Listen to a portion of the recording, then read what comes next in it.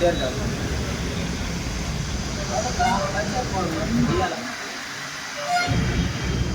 మాజీ cabinet ZPTC పోటీ చేశారు కింద రాష్ట్రం రైట్ రాష్ట్రం.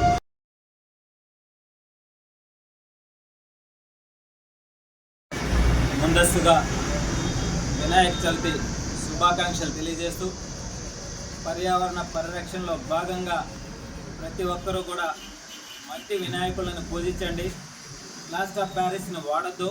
దయచేసి మనం వినాయకుడిని పూజించాలంటే పసుపు ముద్దతో అయినా, బియ్యం పిండితో అయినా, బంక మట్టితో అయినా, కూరగాయలతో అయినా, పండ్లతో అయినా వినాయకుడిని తయారు చేసుకొని భక్తి శ్రద్ధలతో మన పర్యావరణాన్ని కాపాడే విధంగా ఈ యొక్క వినాయక చవితిని జరుపుకోవాలని చెప్పి సర్వేపల్లి నియోజకవర్గ ప్రజలకి, రాష్ట్ర ప్రజలందరికీ కూడా తెలియజేస్తాము. అదేవిధంగా ఆ విషయానికి వస్తే, ఇటీవల వరదల కారణంగా బెజవాడ నీటితో మునిగిపోవడం, ప్రాణ నష్టం, పశువుల నష్టం చాలా బాధాకరం.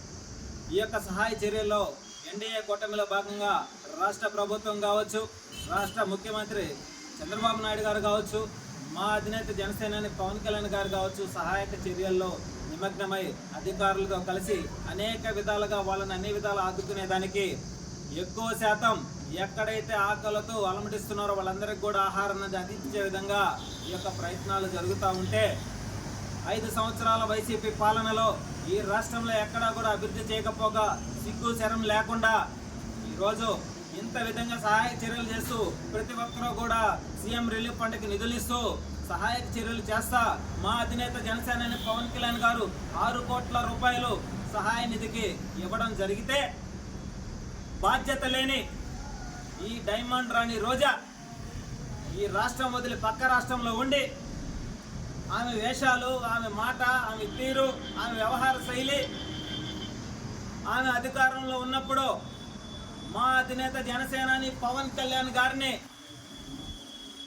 అసెంబ్లీ గేట్ కూడా తాకనేమో అని చెప్పి ఈరోజు రాష్ట్రంలో కూడా లేకుండా పారిపోయి పక్క రాష్ట్రంలో దోంకొని అక్కడ నుంచి ఫేస్బుక్ లైవ్లో మాట్లాడుతూ ఈ రాష్ట్ర ఉప ముఖ్యమంత్రి ఎక్కడా అని అడిగితే నీకు ఎక్కడ కనపడాలో అక్కడ కనిపించేదానికి, చూపించేదానికి మేము సిద్ధంగా ఉన్నాం రోజా. నీకు వీలైతే నువ్వు దోచుకున్న దాంట్లో 1 రూపాయి ఈ నష్టానికి ప్రజలకి సహాయం చెయ్యి, లేకపోతే నువ్వు ఎక్కడున్నావో అక్కడే దుప్పటేసుకు పండుకో. అంతేకాని మా అధినేత జనసేనాని పవన్ కళ్యాణ్ గారిని మాట్లాడే అర్హత నీకు లేదు. ఇదే నీ చిత్తూరు జిల్లాలో అన్నమయ్య డ్యామ్ తెగిపోతే నిర్వాసితులకి 5 సంవత్సరాల పాటు మీ కాలయాపనలో ఎక్కడా కూడా రూపాయి సహాయం చేసిన పరిస్థితిలా, వాళ్ళకి ఇళ్లను నిర్మాణం చేసిన పరిస్థితిలా, వాళ్ళకి నష్టపరిహారాన్ని అందించినటువంటి పరిస్థితిలా సిగ్గు శరం లేకుండా ఈరోజు మా అధినేత జనసేనాని పవన్ కళ్యాణ్ గారు రాలేదంటావే. ఆయన వస్తే ఆయన భయం ఏంది తెలుసా నీకు? ఆయన అభిమానులు ఆయన కోసం వచ్చి అక్కడ మళ్ళీ అనేక ఇబ్బందులు గురైతే మళ్ళీ మీరు సిగ్గు శరం లేకుండా పాసి నోరులు వేసుకుని మళ్ళీ మాట్లాడే పరిస్థితి. అటువంటి నష్టం జరగకుండా శాంతియుతంగా ప్రతి ఒక్కరికి రక్షణ కలగాలి, ప్రతి ఒక్కరికి ఆర్థిక సహాయం అందాలనేటువంటి ఆలోచన కలిగినటువంటి వ్యక్తి మా అధినేత జనసేనాని పవన్ కళ్యాణ్ గారు.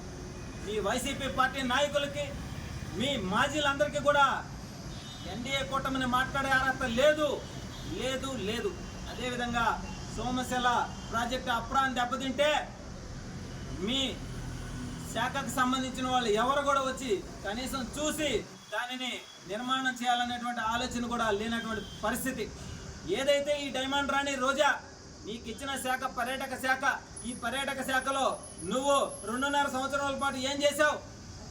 లేస్తే నెలకు 10 సార్లు తిరుమలకి జనాలు వేసుకొని వచ్చి వాళ్ళందరి దగ్గర దండుకొని అవినీతి చేసి స్వామివారిని ఉచితంగా చూసిపోయినటువంటి వ్యక్తివి. నువ్వు కూడా మా అధినేత జనసేనాని పవన్ కళ్యాణ్ గారిని మాట్లాడే స్థాయి ఉందా నీకు? నీకంటే అభిమానులు లేరు. నిన్ను చూస్తే ఎవరు కూడా దగ్గరికి వచ్చే పరిస్థితి లేదు.